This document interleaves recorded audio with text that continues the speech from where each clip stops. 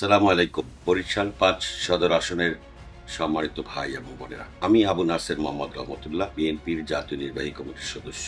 আমার জন্মস্থান বরিশাল সদর উপজেলার চরমোনা ইউনিয়নের। ছোটবেলা থেকেই বেশিরভাগ সময় ঢাকায় অবস্থান করার সময় ছাত্র জীবনে ১৯৯২ সালে বিএনপির নেতৃত্বাধীন যে সরকার গঠিত হয়েছিল, সেই সরকারকে অস্থিতিশীল করার জন্য আওয়ামী ফ্যাসিস্ট নানানভাবে গণতন্ত্র, জাতীয়তাবাদী আদর্শ এবং স্বাধীনতার সার্বভৌমত্ব বিরোধী বিভিন্ন কর্মকাণ্ড শুরু করে। সেই কর্মকাণ্ডের বিরুদ্ধে আমি রাজপথে বিভিন্ন সামাজিক সংগঠনের মাধ্যমে প্রতিরোধ গড়ে তোলার চেষ্টা করি, যার ফলশ্রুতিতে ১৯৯৬ সালে আওয়ামী লীগ ক্ষমতায় এসে সর্বপ্রথম যে কয়েকজন রাজনৈতিক কর্মীকে গ্রেফতার করেছিল, তার মধ্যে আমাকেও গ্রেফতার বরণ করতে হয়েছে। দীর্ঘদিন কারাগার থেকে বের হয়ে আওয়ামী লীগের সেই সময়কার ফ্যাসিবাদী কর্মতৎপরতার বিরুদ্ধে আমি নানানভাবে ঢাকায় বিভিন্ন কর্মসূচি পালন করতে শুরু করি। অবশেষে ২০০১ সালে ৪ দলীয় জোট সরকারের যে সরকার গঠিত হয়েছিল, সেই সময় থেকে আমি গণতন্ত্রের পক্ষে বিভিন্ন ভূমিকা পালন করি। ২০০৬ সালে ফখরুদ্দিন মঈনুদ্দিনের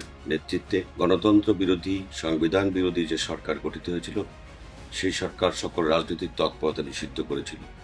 সেই সময় গণতন্ত্র এবং জাতীয়তাবাদী আদর্শের পক্ষে আমি ঢাকায় বিভিন্নভাবে সভা সমাবেশ, সেমিনার করে জনমত গঠন করার চেষ্টা করেছি গণতন্ত্র এবং জাতীয়তাবাদী আদর্শের পক্ষে। ২০০৬ সালে ফখরুদ্দিন মঈনুদ্দিন এই দেশের জাতীয়তাবাদী আদর্শ এবং গণতন্ত্রকে হত্যা করবার জন্য সংবিধানকে লঙ্ঘন করে একটি অবৈধ সরকারের নেতৃত্ব গ্রহণ করে।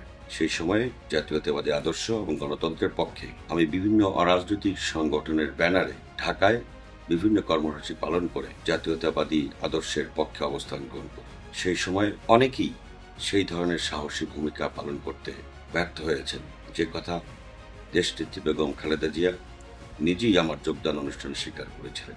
আজকের এই যোগদান পর্বে রহমতুল্লাহ, আমি শুনেছি যখন আমরা জেলে ছিলাম, যখন মঈনুদ্দিন ফখরুদ্দিনের অত্যাচারে মানুষ কথা বলতে পারে নাই, তখন এই রহমতুল্লাহ গোল টেবিল করে নানাভাবে করে মানুষকে আশার বাণী শুনিয়েছে, ঐক্যবদ্ধ রেখেছে। এবং সেই সময় একাধারে আমি ৪ দলীয় জোটের নেতৃত্বাধীন বাংলাদেশ জাতীয় পার্টির মহাসচিব থাকার কারণে আমি বৃহত্তরভাবে জাতীয়তাবাদী আদর্শের পক্ষে কাজ করব বিধায় দেশনেত্রী বেগম খালেদা জিয়ার সঙ্গে আমি দেখা করে বিএনপিতে যোগদানের ইচ্ছা ব্যক্ত করলে তিনি আমাকে আমার অতীতের সাহসিকতা, জাতীয়তাবাদী আদর্শের পক্ষে অবস্থান এবং স্বাধীনতার সার্বভৌমত্বের পক্ষে একজন কর্মী হিসেবে তিনি বাংলাদেশ জাতীয়তাবাদী দলে আমাকে গ্রহণ করে নেন এবং আমার নেতৃত্বে কয়েক হাজার নেতাকর্মী সেদিন ঢাকার ইঞ্জিনিয়ার্স ইনস্টিটিউটে দেশনেত্রী বেগম খালেদা জিয়ার উপস্থিতিতে বিএনপিতে যোগদান করে। আজকের এই যোগদান অনুষ্ঠানে স্নেহভাজন সভাপতি, জাতীয় পার্টি থেকে রহমতুল্লাহ নেতৃত্বে যারা যোগদান করলেন, তাদের সকলকে আমি আমার নিজের এবং আমার দলের সকলের পক্ষ থেকে আন্তরিক অভিনন্দন এবং শুভেচ্ছা জানাচ্ছি। এখন থেকে আপনারা বাংলাদেশ জাতীয়তাবাদী দলের সম্মানিত সদস্য হিসেবে সকলেই পরিচিত। এরপর থেকে আজ অবধি পর্যন্ত বিএনপির একজন কর্মী হিসেবে আমি ঢাকা এবং ঢাকার বাইরে বরিশালের সকল কর্মসূচিতে আমি অংশগ্রহণ করেছি এবং সকল হামলা মামলাকে উপেক্ষা করে, কারাগারকে উপেক্ষা করে, নির্যাতনকে উপেক্ষা করে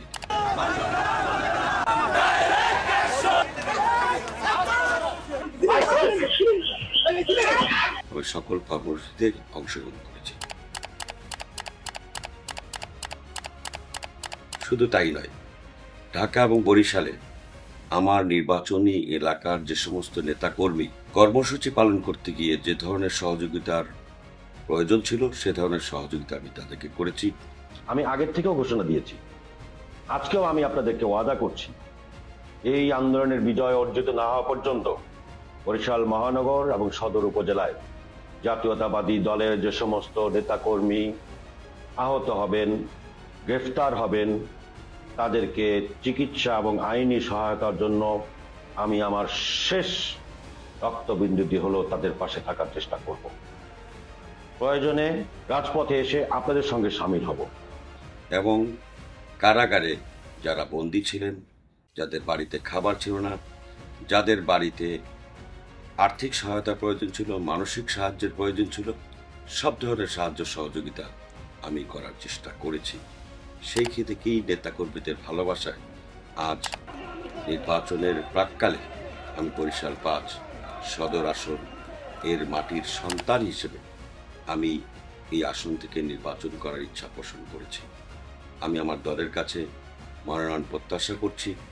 দল যদি আমাকে আমার অতীতের ভূমিকা, ত্যাগ, আন্দোলন, সংগ্রাম, রাজনৈতিক কর্মসূচি, সততা, নিষ্ঠার কথা বিবেচনা করে আমাকে যদি আমার এলাকায় মনোনয়ন দেন, দল যদি আমাকে মনোনীত করেন, তাহলে আমি চেষ্টা করব বিএনপির একজন কর্মী হিসেবে বিএনপির ভারপ্রাপ্ত চেয়ারম্যান জনাব তারেক রহমান সাহেব যেই ধরনের কর্মকাণ্ড পছন্দ করেন, তিনি যে কর্মকাণ্ডের কথা আমাদেরকে বলে বেড়াচ্ছেন, সাধারণ মানুষের সঙ্গে মিশে দলের আদর্শ প্রচার করবার জন্য আমি অত্যন্ত সচেতন এবং সচেষ্টভাবে সেই দায়িত্ব পালন করছি।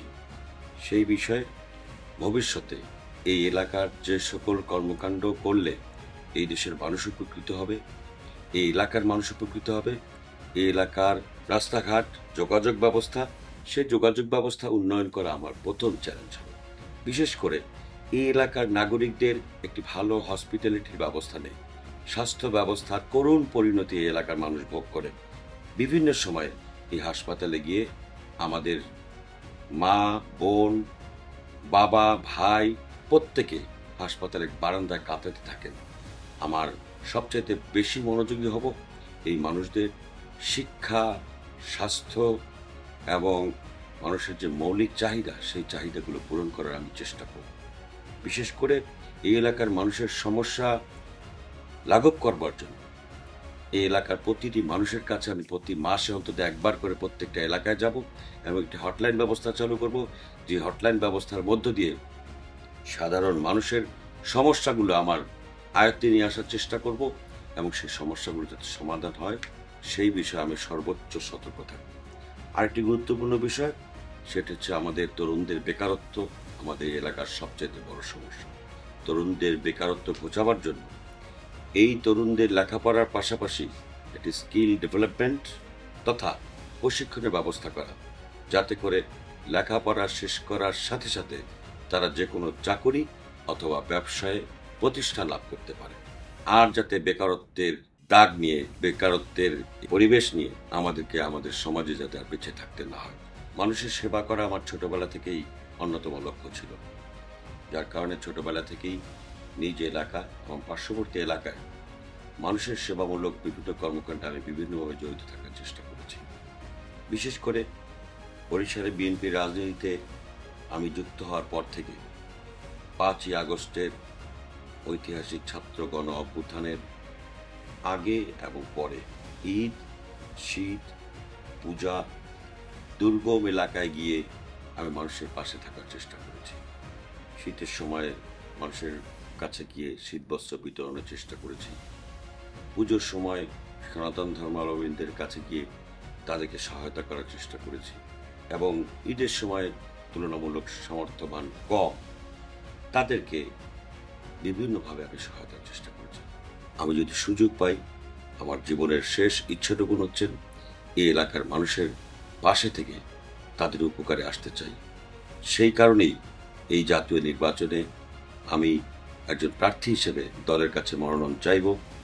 দল যদি আমাকে মনোনয়ন দেন, তাহলে অবশ্যই আমি আমার কর্মকাণ্ডের মাধ্যমে যেভাবে মানুষের কাছে আমি পরিচিতি অর্জন করেছি, মানুষ আমাকে যে পরিমাণ ভালোবাসা দিয়েছে, ভালোবাসছে, আমার বিশ্বাস এই এলাকার মানুষ আপনারা সকলেই নির্বাচনের সময় আমার পাশে থাকবেন। সাথে সাথে আরেকটি কথা বলতে চাই, সেটি হচ্ছে দল যদি আমাকে কোনো কারণে মনোনয়ন না দেন, তবুও দলের একজন কর্মী হিসেবে আমার নেতাকর্মীদের নিয়ে বিজয় অর্জন করার আগ পর্যন্ত ধানের শীষের প্রার্থীর পক্ষে আমি নিরলসভাবে, নিঃস্বার্থভাবে কাজ করে যাব। এই কথাটুকু আপনাদের কাছে অঙ্গীকার হিসেবে ব্যক্ত করছি। আপনারা ভালো থাকবেন, আমার জন্য দোয়া করবেন। খোদা হাফেজ। বাংলাদেশ জিন্দাবাদ। বাংলাদেশ জাতীয়তাবাদী দল জিন্দাবাদ। শহীদ প্রেসিডেন্ট জিয়াউর রহমান অমর হোক। দেশনেত্রী বেগম খালেদা জিয়া জিন্দাবাদ, জনাব তারেক রহমান জিন্দাবাদ।